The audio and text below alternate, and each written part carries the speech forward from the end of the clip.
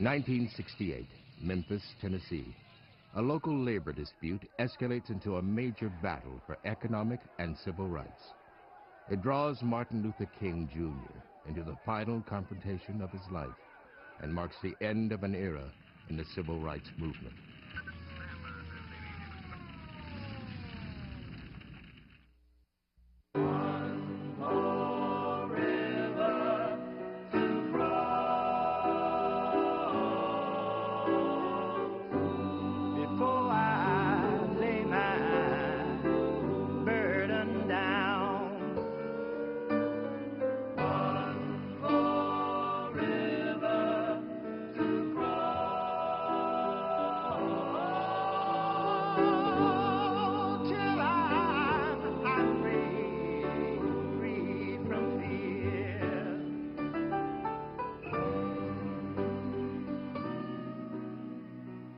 "100 years after the freeing of the slaves, their descendants were still relegated to the lowest rungs of the economic ladder.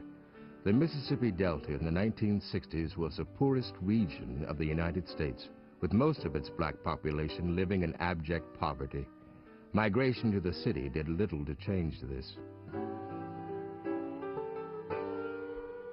In Memphis, most attempts by black workers to organize for decent wages and working conditions were brutally suppressed. With the underpaid black workers still forming the basis of the region's economy, the values of the Old South remained essentially unchanged. One more river to cross.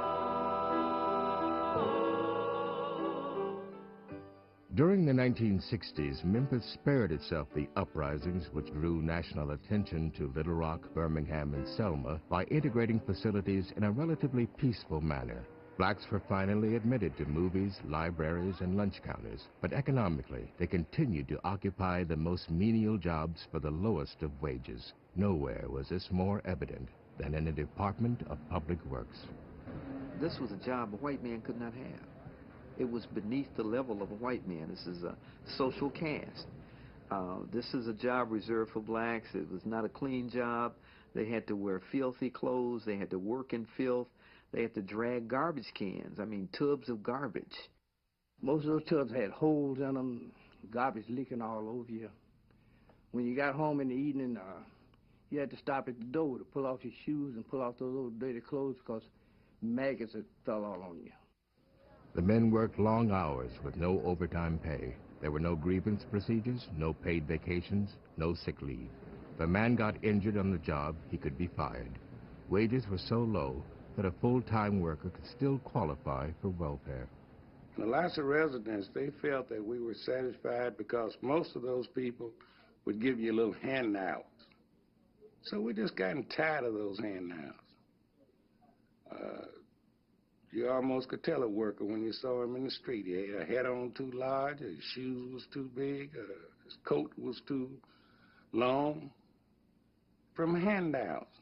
You know, we worked every day, and let us have the money that we can be able to buy and pick as other people do. In 1963, T.O. Jones led 32 fellow workers off the job. The city responded by firing them all.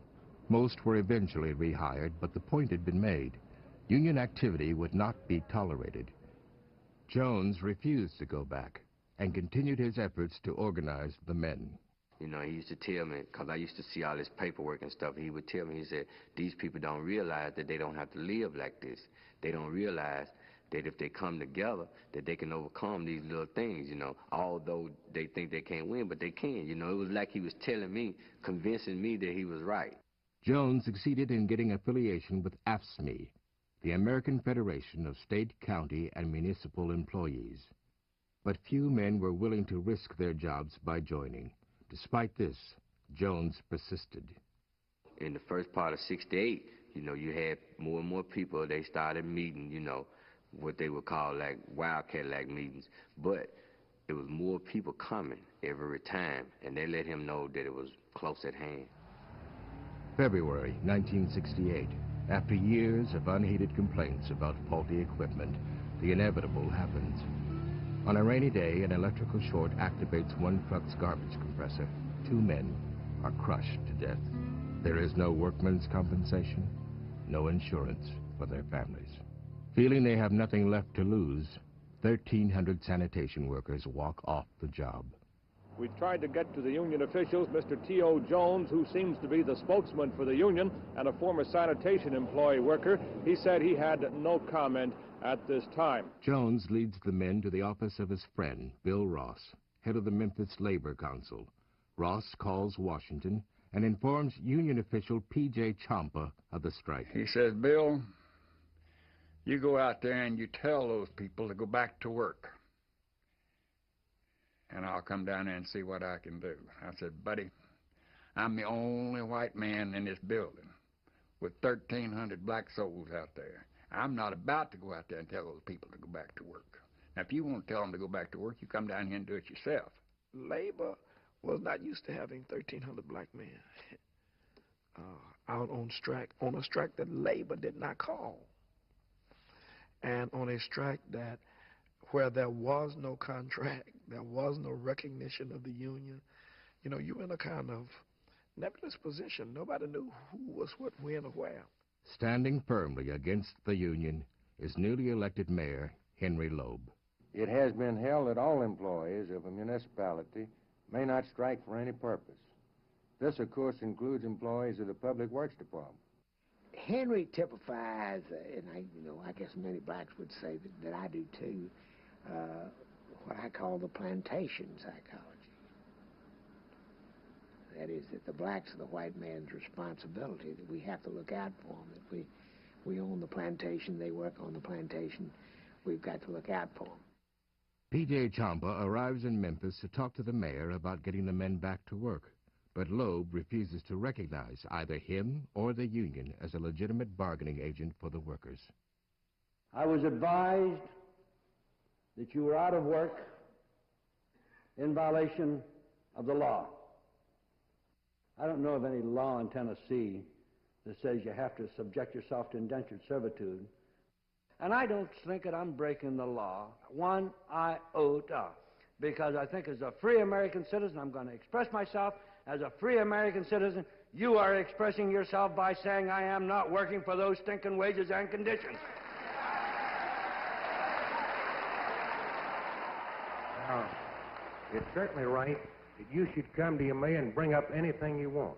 You can ask me any question, just as you used to ask me. And this is what I suggested. It wasn't nothing but a joke, just a big joke. He was talking about, his open door, you could come talk to him. There's no way you could have got close to his office, not a worker, And everything he was saying was just a big joke, and that's why people was laughing. Public employees cannot strike against their employer, and this you can't do. I suggested to these men today that you go back to work.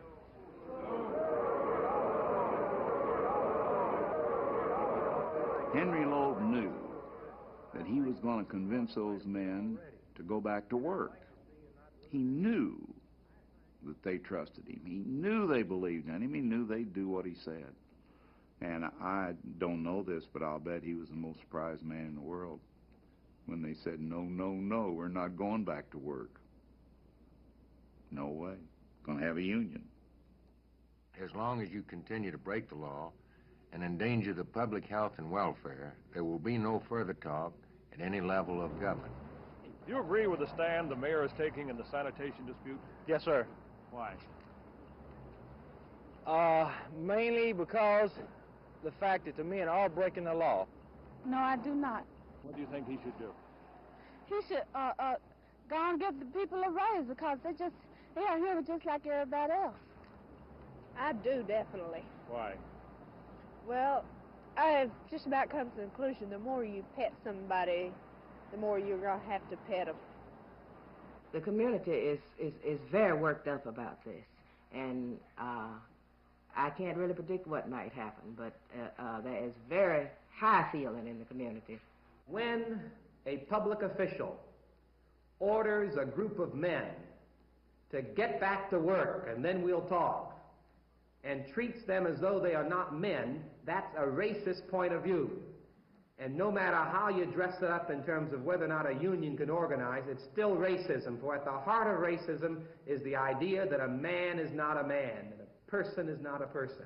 When the men refuse to return, Loeb hires replacement workers. While the strikers picket the depot, the trucks, heavily guarded by Memphis police, begin their rounds.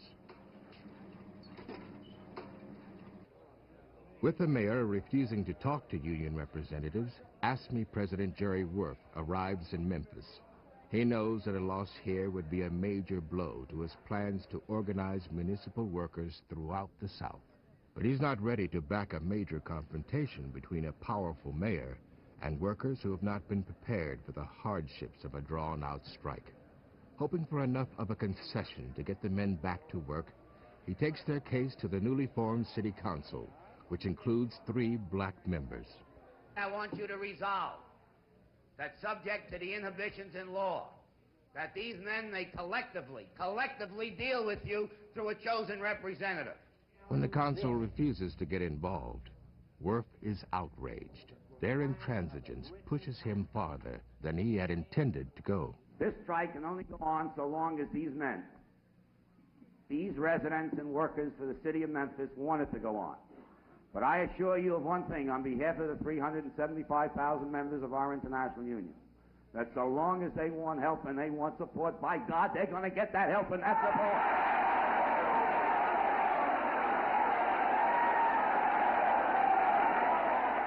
Nearly 700 Memphis sanitation workers staged a 4-hour sit-in demonstration at City Hall today on this 11th day of the city's garbage strike. The workers vowed they would not leave until a city council committee produced a resolution recommending union recognition and a dues checkoff. We decided to sit in, which was not, but there was no damage or anything like that. We were just not going to leave and force the city to do something, either arrest all of us or address these issues. So we set out to get food for 700, 800 people. While sandwiches are made, the council's Public Works Committee meets behind closed doors. By evening, they return with a resolution to recognize the union and promise to present it to the full council the next day. So the meeting ended that day on a very high note, that the Public Works Committee would make this recommendation to the council would adopt it, and that would be that. But the morning papers express outrage at this perceived attack on the orderly life of the city.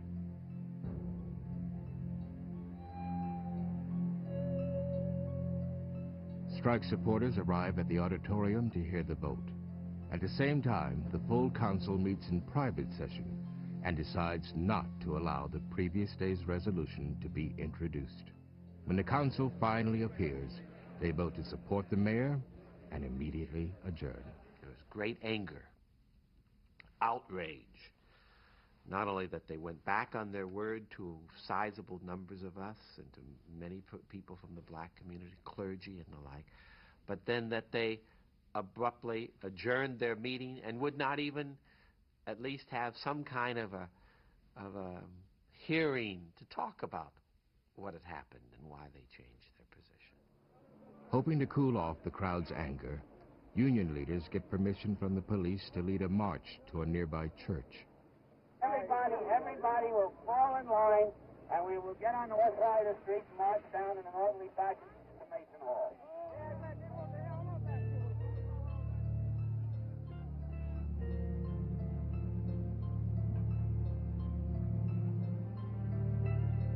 When the marchers get a few blocks down the street, police cars appear and begin pushing against them. The crowd protests, but the police continue. Finally, the men push back. Police used riot control gas and nightsticks this afternoon to break up a disturbance among a group of striking garbage men. Part of a group of about 1,000 marchers began rocking a police car, and police waded in.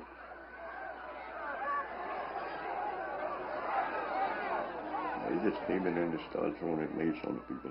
I didn't think that was right. And they recognized who I was. And they just got right in my face and started blowing all in my face. Some of the guys picked me up and carried me on down down girls are getting away from them. The events of today demonstrate that Memphis will not tolerate civil disorder, and with the continuing help and support of all the people of this city, to whom I am most grateful for their many expressions of confidence, order will be maintained. Across town, outraged strikers and community leaders gather at Union headquarters.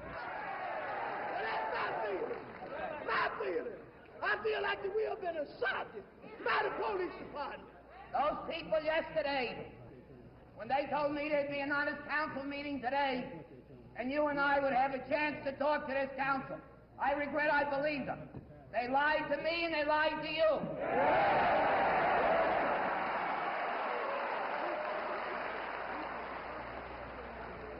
I am sick and tired of Negroes getting on their knees and begging the great white father for the crumbs that fall from his table. As racial tensions mount in the wake of the macing, the black community organizes itself under the leadership of James Lawson, a major strategist of nonviolence in the civil rights movement. The way in which these men have been treated thus far has galvanized Negroes and people of goodwill to their support. We are declaring a slogan, no new clothes for Easter, keep your money in your pockets. In other words, we are insisting that we will discriminate in our right not to buy. We need some folk to march. We need some folk to answer the phone and do clerical work. We need some people who can serve as pickets downtown. On the bottom of this page, you will see a place for you to sign your name, what day of the week and what hours you can work. When we passed the offering plates, we used buckets. And we had the standing room only people. People standing in the aisles and every seat full in between. And these buckets went like clockwork, right straight across the thing. We didn't need any ushers whatsoever. The people did it themselves, you know. It was just really a beautiful expression of common purpose and unity. Community backed us up 100%. And we was proud as it did. We couldn't have made it if it had not been for the community. We couldn't have made it. We will not stop until every black man got a chance to lift himself up and begin to rise. We are on the march, and we will stay there, and nothing will stop us. The Memphis strike becomes a movement.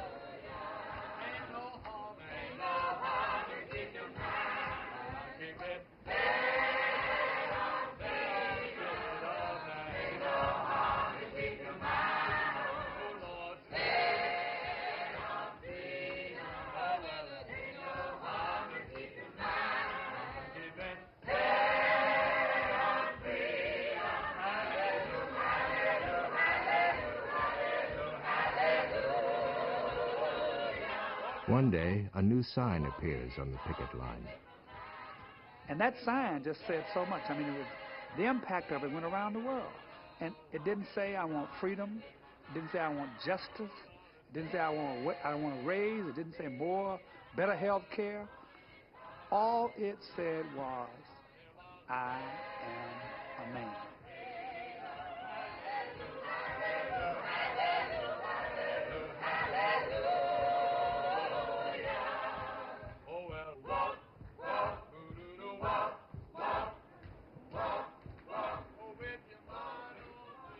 As the community joins in daily marches and nightly rallies, the movement continues to press its demands on City Council. If I insult you by telling the truth, I move we adjourn. if I insult you by speaking and saying that these men have fought for this country, these men have died for this country, and all they're asking for is a little bit of self-respect. It's been moved and If I insult you, brothers, then I will go to heaven insulting you with the last ounce all those in of favor of the breath that I have motion in my signify by body. saying aye. Aye. No Aye. opposed? No. I'm very sorry. We would like to respect... There was very little conciliatory talk. There wasn't, nobody, you couldn't have negotiated with any of them if you, any more than you could negotiate with the devil. In response to the council's inaction, the movement escalates its tactics. By refusing to leave the council chambers, they force the city to arrest hundreds of strike supporters.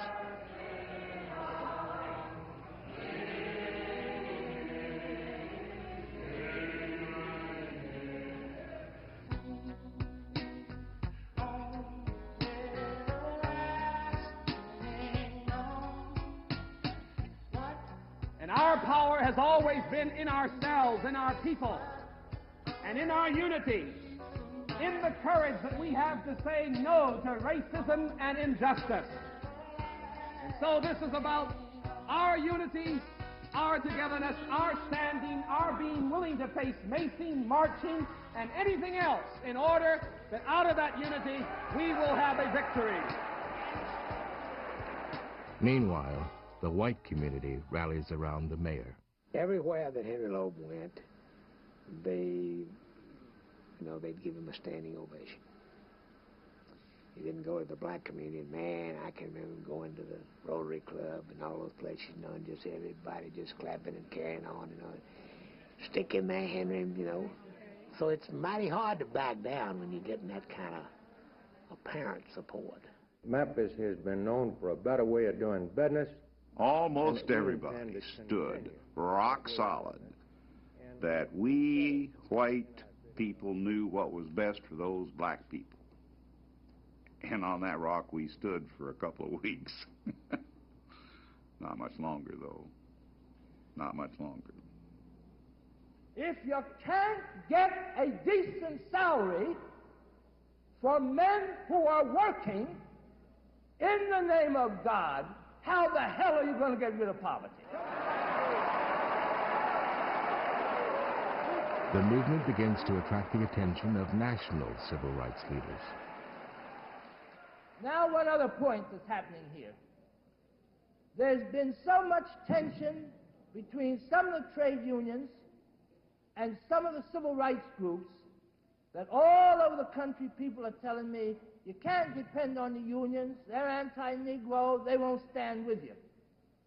Well, I think the record here shows that in Memphis, this fight is going to be won because the black people of this community and the trade unions stand together, man to man. To maintain the momentum of the movement, James Lawson invites his old friend, Martin Luther King, to Memphis. As head of the Southern Christian Leadership Conference, King has long seen the struggles for economic and civil rights as inseparable. That is why Negroes support labor's demands and fight laws which curb labor.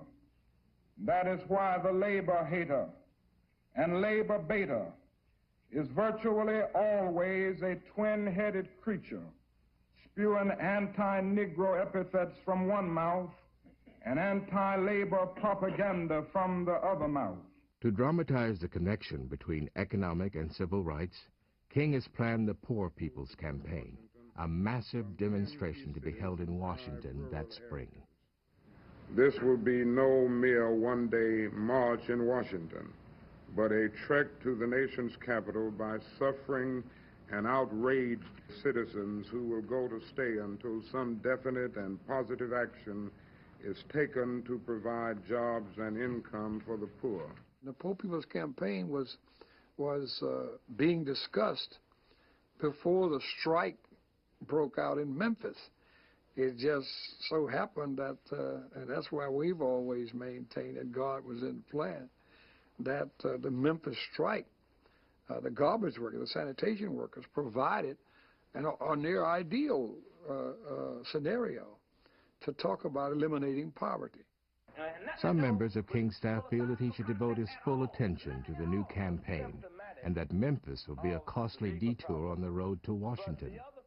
After listening to arguments on both sides, King makes his decision.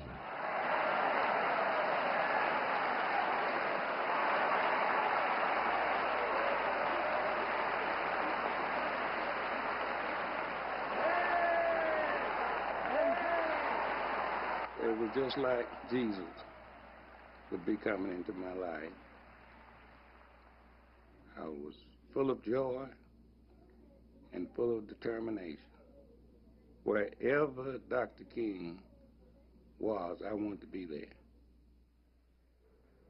All labor has dignity.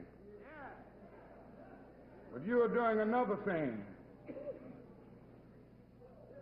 You are reminding not only Memphis, but you are reminding the nation that it is a crime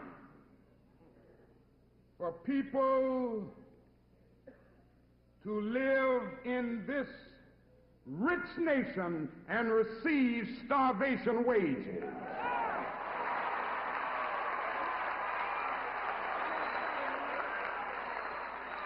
We built gigantic buildings to kiss the skies. We built gargantuan bridges to span the seas. Through our spaceships, we were able to carve highways through the stratosphere. Through our airplanes, we were able to dwarf distance and place time in chains. Through our submarines, we were able to penetrate oceanic depths. It seems that I can hear the God of the universe saying, even though you've done all of that, I was hungry and you fed me not. It was just tremendous.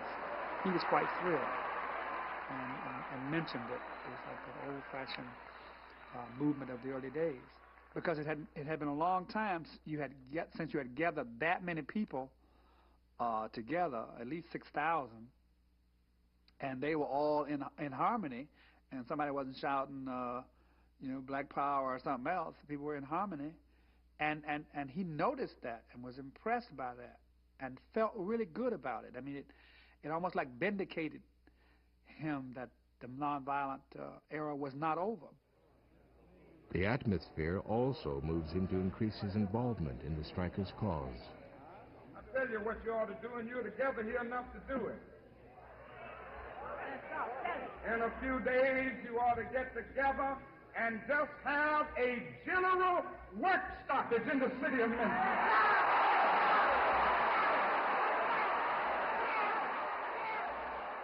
King promises to return in 10 days to lead a mass demonstration in support of the workers. Now the entire Negro community is behind this struggle, and we're concerned not only for what happens to these sanitation workers, but we're also serving notice on the city of Memphis that the time for moving systematically, creatively, but hastily towards genuine change is at hand. I tried over and over again to help Henry to realize what was happening, because I would spend time with the sanitation workers in the basement of old Second Presbyterian Church downtown, and I saw them. It was like a war zone. People were bringing in supplies. I mean, sacks of flour and sugar and groceries, just survival kind of experience. And I kept saying to Henry that this thing is going to blow up. This city will blow up. As the date for the march approaches, anti-King sentiment builds in the white community. It was thick against him. It was cold, and the threats were openly, that so-and-so, we don't need him here. And whites would come to the council and say that openly, and the councilman would agree with him. And you had to sit there and listen to all of those threats and knowing exactly how they felt about him. Voices are also raised against King by young militant groups like the Invaders, who are seeking a greater role in the movement. If you said Black Power, you were an immediate threat, and we were saying it, which incidentally was not necessarily welcomed by the elements of the Black Power structure that existed at that time. They were very suspicious. They did not want young militants telling people how to organize. If what you are out there pushing is a violent concept, a concept that is so closely, that was at that time, so closely aligned to what the perceived concept of the Muslims and other groups were in guerrilla warfare. How can you be brought to be a part of the strategy team of a non-violent movement Most of us who were considered to be militants were trained in the nonviolent movement. So it's not a question of our not believing in nonviolence. It was that we saw nonviolence as a tactic and a tactic alone. Unaware of the increasingly volatile climate in Memphis, King returns to lead the march. Several thousand Negro demonstrators are participating in this largest civil rights demonstration ever in Memphis, Tennessee. Many of the demonstrators are carrying the sign, "I am a man." They stretch out for several blocks. Police are on hand with about 600 officers. Almost the entire force is standing by here in case any trouble might break out. A mile away at Hamilton High School, the first sign of trouble appears. When students throw stones at passing vehicles, police descend on the school.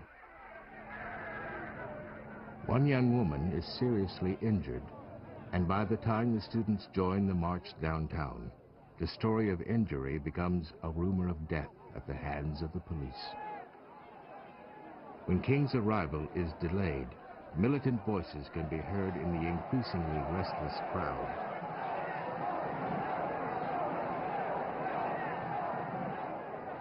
Exhausted from his work on the Poor People's Campaign, King finally arrives from the airport, and the march begins.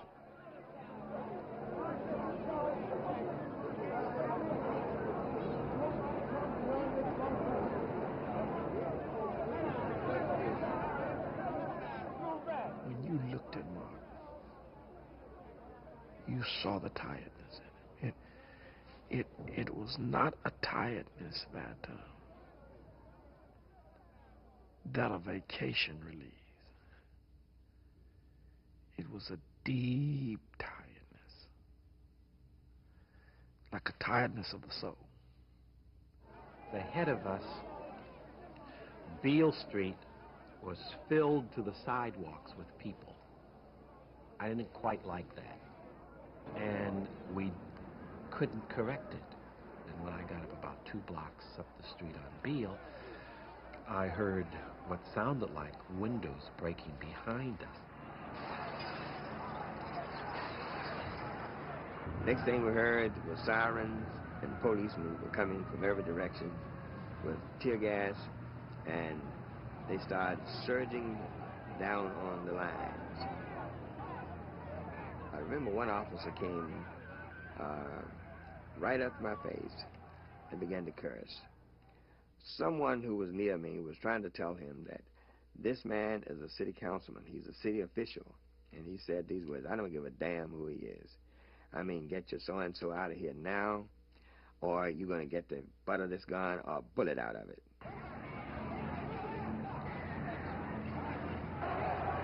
Then I ran back and said, "Martin, I need for you to leave the march." And he protested. And I said, "You see the police up there, they're after us." And I refused to accept Martin's protest, and I said, "Take Martin King down that way and get him out of the area." For the first time, King has lost control of a mass demonstration and is forced to retreat. Chaos has just broken out downtown. That sound you just heard was the sound of a tear gas fired by a police officer in an attempt to thwart this unruly demonstration. We repeat, several Negro youths started running down Main Street, smashing windows as they ran. Police have formed a cordon across Main Street at this time in an attempt to at least calm the demonstration, which has gotten completely out of hand.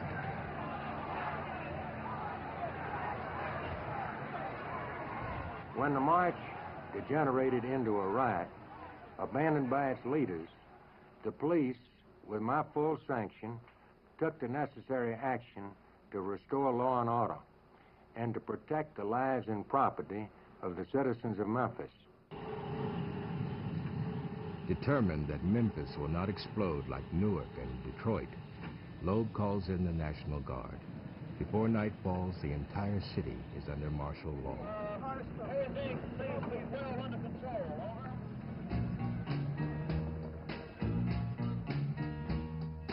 I'm gonna walk out in the master name.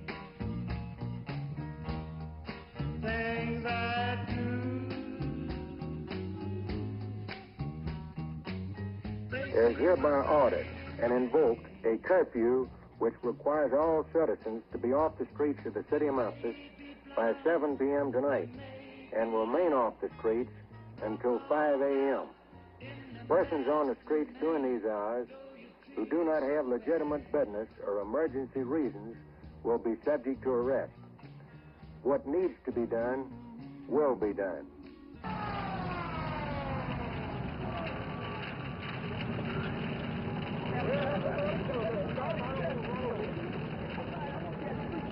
The city of Memphis has willfully, and I mean willfully and vagrantly, attacked the black community. It's a clear line here. But you have attacked Dr. King, though, by taking over what was to be a nonviolent march and making it violent. I don't know why you persist in saying Dr. King. This is Memphis. This city belongs to people here. This city belongs to people here. The black people here have to set the temper of the times. If Dr. King is going to come in here, he's going to have to come in here and analyze the situation and meet the needs of black people here. And if he doesn't? If he doesn't, the same thing will happen to him everywhere he goes that happened here in Memphis. What happened yesterday in Memphis was totally uncalled for, just as Martin Luther King's proposed march on Washington is uncalled for and unnecessary. And I hope that well-meaning Negro leaders and individuals in the Negro community in Washington will now take a new look at this man who gets other people into trouble and then takes off like a scared rabbit. And now it becomes a larger issue than just 1,300 sanitation workers. Now the focus, and I think that's one of the things Doc did not want to happen. The focus is now moved from 1,300 sanitation workers and their right to work and to earn a decent living and to have benefits to an issue of, is Martin King still a creditable leader? Dr. King, you've been criticized for coming in from outside and then abandoning the march when the going got rough. What's your reaction to that? My only reaction is that I did not abandon the march when the going got rough. I have always said that I will not lead a violent demonstration. He felt very down. I think he was really wrestling with, is my cavalry looming before me? Am I really losing it? Has there been a change in the mindset of the people of this country? And did I miss it?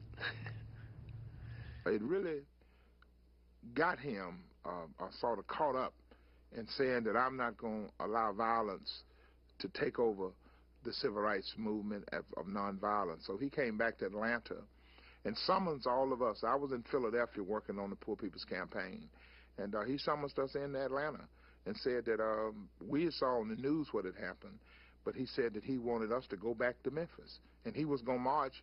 He was going to have a nonviolent march in Memphis, Tennessee. Now, events and nature have put it so that, I think that he's got to come back to Memphis.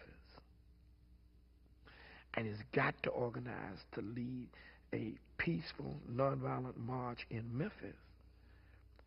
Because if you can't do it here, you get stopped coming out of Marks, Mississippi.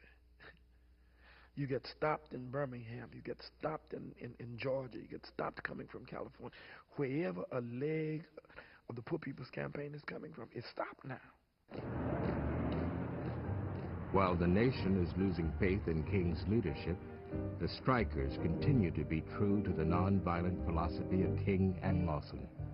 I'm gonna live a life I sing about in my soul. I'm gonna stand right, always shun the wrong. If I'm in a crowd, if I'm alone, on the streets or in my home, I'm gonna live life I sing about in my song. Nothing would be more tragic than to stop at this point in Memphis. We've got to see it through.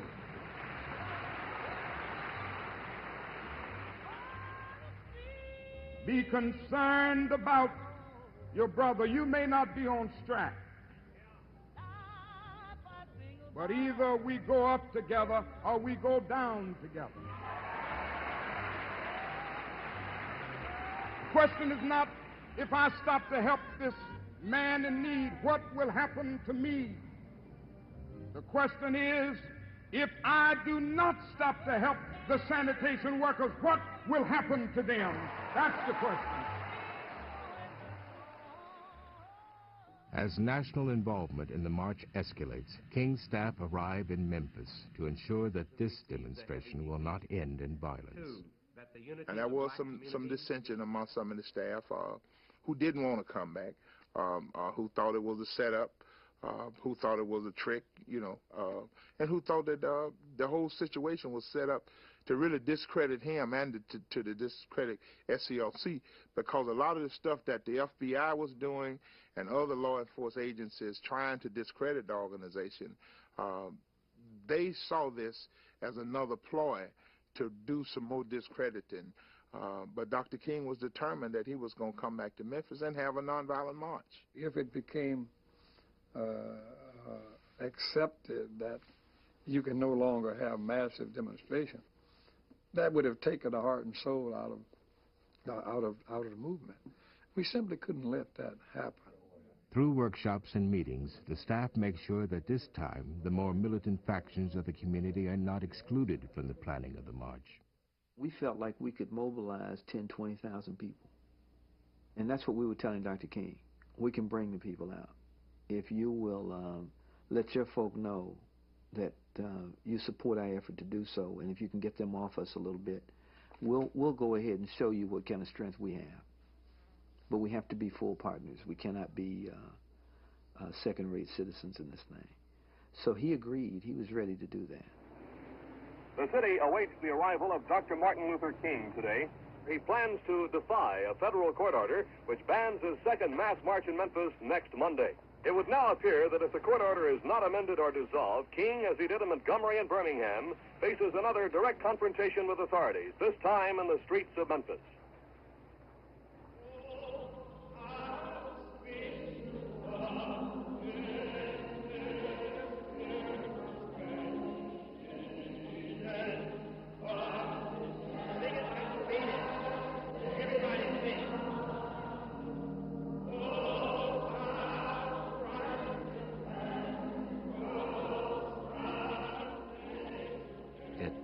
Gloomy day anyway, cloudy.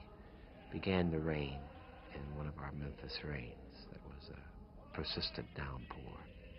But the magnetism that was in that temple that night is really indescribable, especially given the lightning and the fact that people came out regardless of the weather, and it was just something to behold. It really was.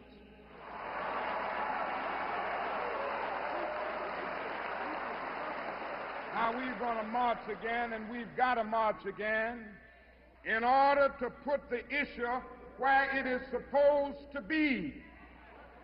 Force everybody to see that there are 1,300 of God's children here suffering. Now about injunctions. We have an injunction, and we're going into court tomorrow morning to fight this illegal, unconstitutional injunction. All we say to America is be true to what you said on paper.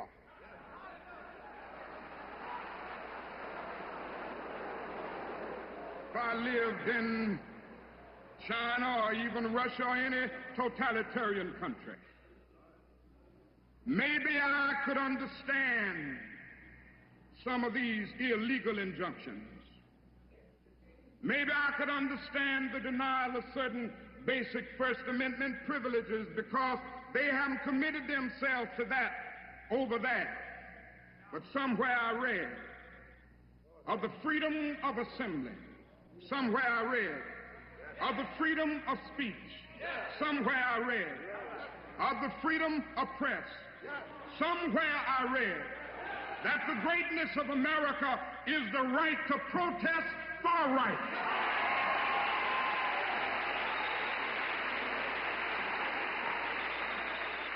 And so just as I say we aren't going to let any dogs or water hoses turn us around, we aren't going to let any injunction turn us around. This was a rare moment with the rain on the outside, the feeling of intense humanity on the inside, the feeling that, we're engaged in something momentous together. We've got some difficult days ahead, but it really doesn't matter with me now because I've been to the mountaintop. I don't mind. Like anybody, I would like to live a long life. Longevity has its place. But I'm not concerned about that now. I just want to do God's will. And He's allowed me to go up to the mountain. And I've looked over and I've seen the promised land. I may not get there with you, but I want you to know tonight that we as a people will get to the promised land.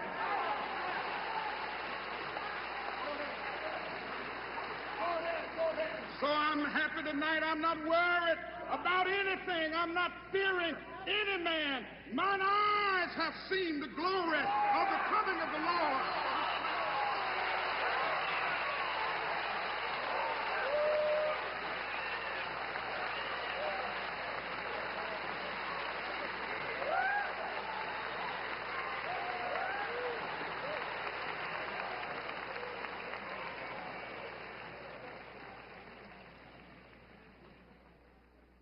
I think Doc really thought at first that the great possibility was that his death was going to take place somewhere along the road on the way to Washington with the Poor People's Campaign. But I think after the violence in Memphis, the focus was changed, and Doc really knew, I really believe he knew, that Memphis was the place. I went to 306, and I said, it's 5 o'clock, guys, we got to go. He said, oh, no, we called the house, and your wife said dinner's at 6. And so we stood together. He was here, and I was here. On that balcony. I said, okay, we are going. Let's go. And I walked. He was leaning over the rail, talking to Jesse. And Ben Branch. Ben Branch was a musician who had the Breadbasket Band. And Dr. King said to him, I want you to play Precious Lord. And I want you to play it real pretty for me. And that was it.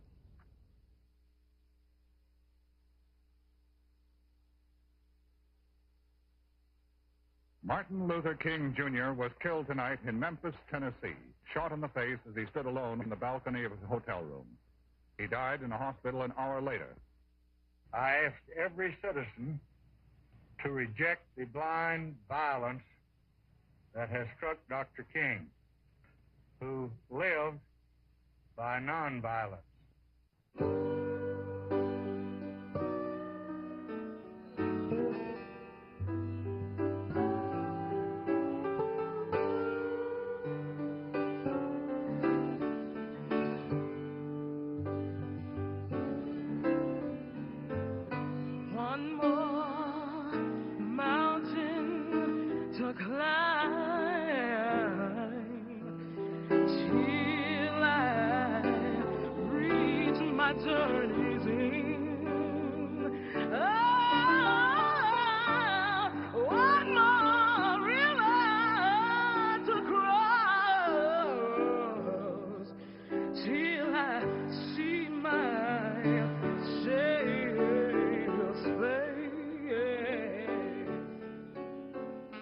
We of Memphis are deeply saddened by the tragic event that has just occurred in our city. and we extend our deepest sympathies to Dr. King's family. We call upon all citizens of our community, as Dr. King would have wished, to maintain peace and order. In his office, he asked me to have a word of prayer. But the fact that the mayor, whom I was holding accountable for his death, asked me to pray in his office, that to me was one of the greatest insults of all my life. Memphis clergy marched to City Hall and confront the mayor. We who are white confess our implication in this tragic event by our failure to speak and act clearly and specifically, with conviction and courage, to the attitudes of prejudice and patterns of injustice which produce a society in which this act could occur. We ask all who share this feeling to join us in this confession. Mr. Mayor, this is the third time I've come to you pleading. If we had been able to get a hearing as ministers of the black community, we never would have needed to send for King or anybody else. But you would not hear. You will not hear now.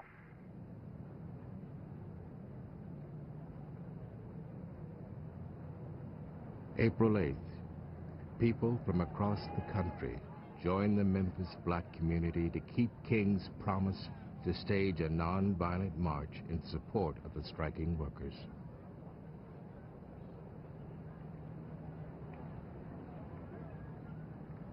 We had announced that this was to be a solemn, quiet march that day. And believe it or not, it was hard to hear people talking. All you could really hear were the sounds of leather against pavement, people walking. I want to say to the sanitation workers who are manning the picket lines in this struggle, you are not alone. We are with you. And I say to Mayor Loeb, even though it may be painful, before this fight of the sanitation workers is over, we're going to drag you into the 20th century somehow.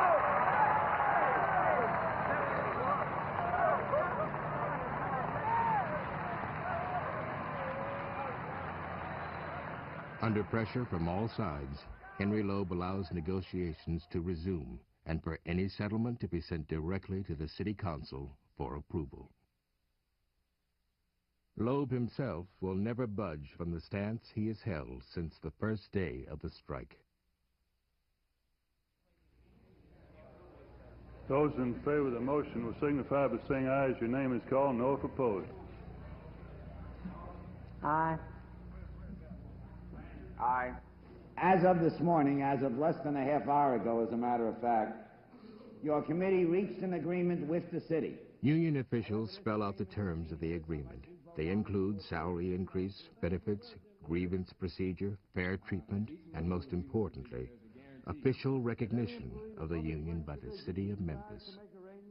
All in favor of the recommendation, let it be known by saying aye.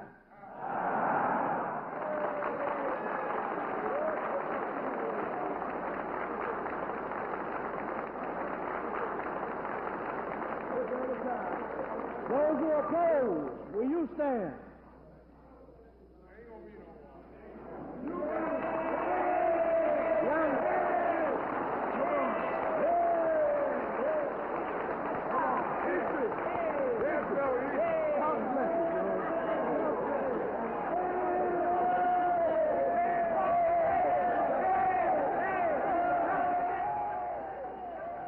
I want to say we've been agreed many times, but I presume that this was all in the making of the fight. We lost many things, but we stayed and we got the victory. When the strike was settled, he cried. He had a telegram in his hand, and I remember he showed it to me, and it was from Hubert H. Humphrey, the Vice President of the United States at that time, and Hubert H. Humphrey told him that he was congratulating him on, winning the strike, and he admired him for that, you know. And my father was sitting there in the chair. He was just holding it, looking at him, and he was just crying. And it was beautiful.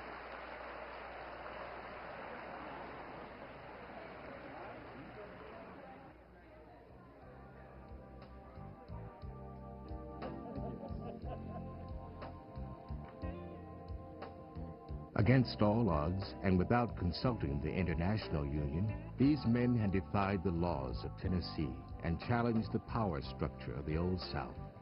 63 days after walking out, they returned to work heroes in the struggle of people everywhere for civil rights and decent working conditions. Their victory gave Jerry Worth's union the momentum to organize municipal workers throughout the South. 2 weeks after the end of the strike, Martin Luther King's Poor People's Campaign began its march to Washington from the Lorraine Motel.